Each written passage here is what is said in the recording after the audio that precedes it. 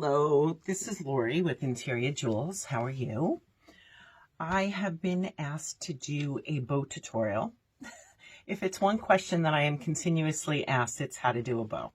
So I'm getting ready to do a Santa wreath, which is why I chose these 3 ribbons. It just goes with the design that I'm working on. This is a 2.5 inch, 2.5 inch, and a 1.5 inch wide ribbon. They are wire edged. You have to use a wire edged. It's the only thing that will hold its shape. So I'm going to do this, and I'm going to try and go really slow and be specific in hopes that this helps you in making a bow. If you have any questions, please feel free to ask, or if you would like any other videos showing or a different type of bow, let me know and I'd be happy to do it. I am going to start with my striped ribbon here. Typically, now I'm putting this on a wreath. Typically you will use 6-inch loops on a wreath. So that's what I'm going for. I'm going to start with my tail, the length of my tail. I'm going to make 12 inches. When I get to 12 inches, I'm going to scrunch that. Then I am going to twist the ribbon. The reason for twisting the ribbon is that when I make the loop, the right side is going to be showing. And again, I hold this between my thumb and my fingers very easily. Let me just make sure this is actually, yes, this is 6 inches. So once I've scrunched that, I am going to twist the ribbon again, because when I make my loop, the right side will be showing. And you want to make sure that you get these loops the same size. Hold them up to make sure that they are even. I'm still holding it between my thumb and my fingers. They are even, kind of look like bunny ears. And my tail, again, at 12 inches, I'm going to cut. And that's it. You have the beginning of your bow. Now, if I didn't want to do multi-ribbons, I can still keep using the same ribbon, and I'm going to use the same technique with putting them on top of each other. And I'm going to continue to go on top. Now, I'm going to go with my next ribbon. I don't have to measure anymore because I'm just going to go against what's here and make them the same length. Again, scrunching it between my thumb and my 4 fingers. Holding it there, I'm going to twist.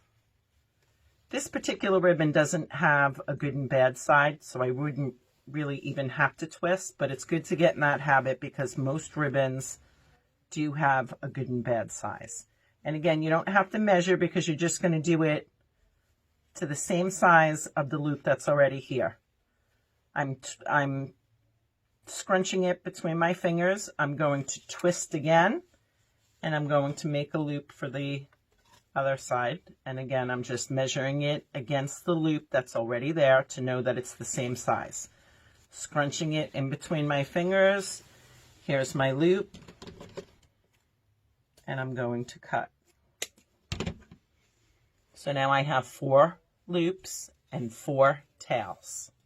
Now I'm going to take my third ribbon. Again, starting with the length of my tail. Putting it between my thumb and my fingers, scrunching it there, letting it hang.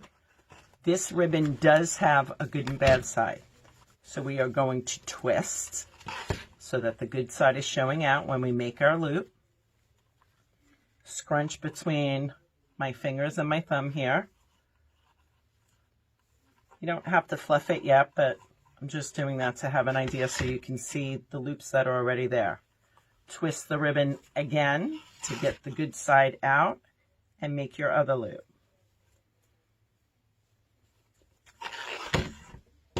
Then cut for my tail. And there you go.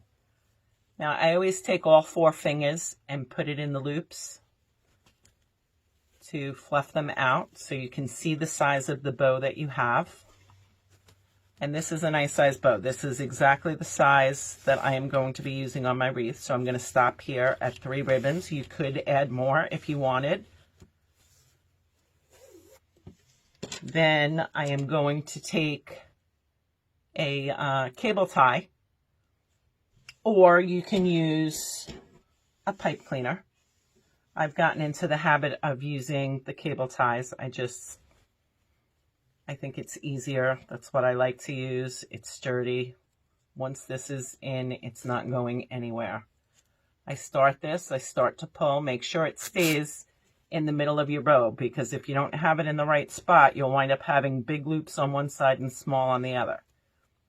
So make sure it's in the back, turn it over, pull this tight, and before I get it all the way tight, I take a second cable tie and I put it in here, because this is how I am going to attach it to my wreath.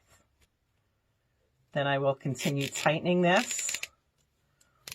Once it's all the way tight, I am going to cut off that extra with my clippers, and my bow is complete. Again, here's where you can fluff up. And as you can see, this is a nice size bow. Just run your fingers down the tails and it makes those hang very nicely. Very simple for a nice size bow. And again, these are 6-inch loops, which are perfect for a bow. If you wanted to go smaller, you can go smaller. If you wanted to make a big bow, this is the perfect type of bow to make for a Christmas tree type topper. Normally that would be an 8-inch loop. You can make longer tails for them going down the tree. Remember, you're going to start with the ribbon and you're going to scrunch it first for the length of your tails. I hope that was helpful. Please let me know in the comments if this was helpful for you. Thanks so much. Have a great day.